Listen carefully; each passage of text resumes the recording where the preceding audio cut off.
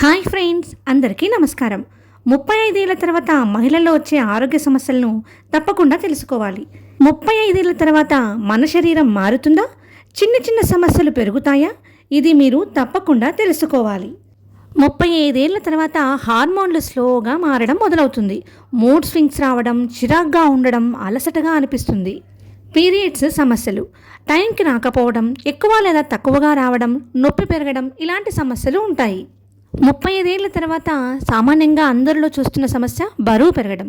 అంటే మెటబాలిజం తగ్గిపోతుంది. తక్కువ తిన్నా కూడా బరువు పెరిగిపోతూ ఉంటారు. మరి ఇంకో సమస్య ఏంటంటే ఎముకలు బలహీనంగా మారుతాయి. అంటే కాల్షియం తగ్గిపోతుంది. జాయింట్ పెయిన్స్ ఎక్కువ అయిపోతూ ఉంటాయి. బ్యాక్ పెయిన్తో చాలామంది సఫర్ అవుతూ ఉంటారు.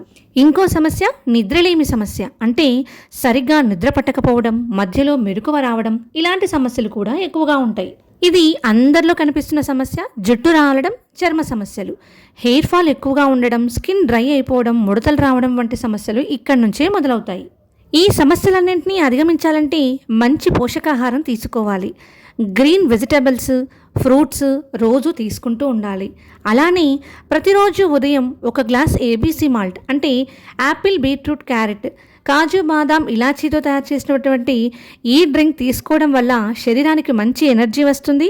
హార్మోన్లు బ్యాలెన్స్ సహాయం చేస్తుంది. స్కిన్ అండ్ హెయిర్ చాలా హెల్తీగా మెరుగుపడతాయి.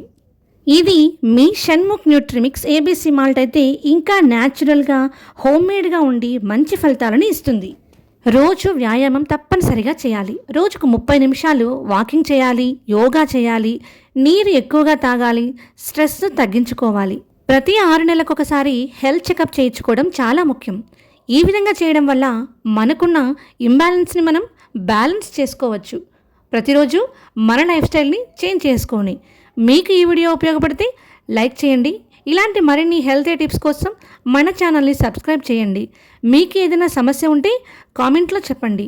ఏబీసీ మాల్ట్ ట్రై చేయాలంటే DM చేయండి. Thank you for watching.